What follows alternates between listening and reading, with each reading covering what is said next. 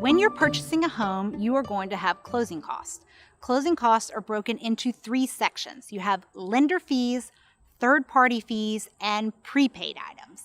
Lender fees are going to be things like your origination fee, if you have one, your credit report, your flood certification, and your tax cert, okay?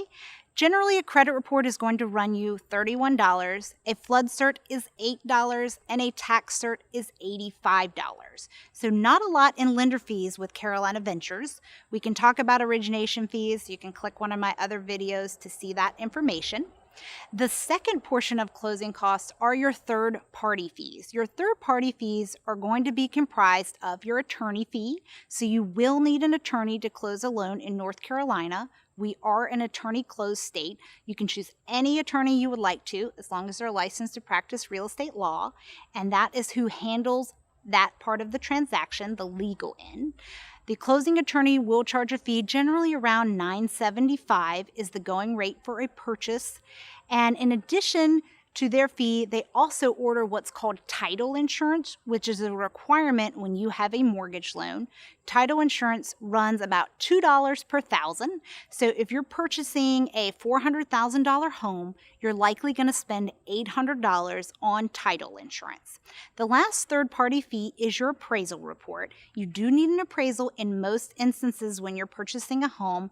Some homes are eligible for a waiver, but most need an appraisal. An appraisal generally runs anywhere from $600 to $850, just depending on how quickly you need it. If you need it in a week, it's probably going to be $850. If you got a couple weeks, more like $600. So you've got lender fees, third-party fees, and then prepaid item and interim interest.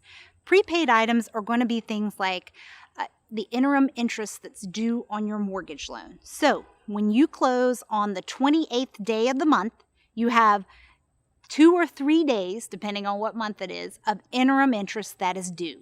If you close and you have 3 days due because you're right at the end of the month, you pay 3 days of interest, then interest builds up the entire next month because interest has to accrue for it to be due, and then you make your first payment that following month.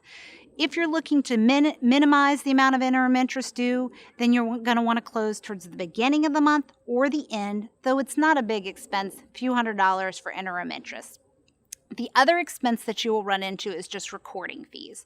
Recording fees take all the documents that you have signed at the closing table and records them at the county courthouse. In general, I see about $135 in recording fees. So your fees are lender fees, third-party fees, and prepaid items.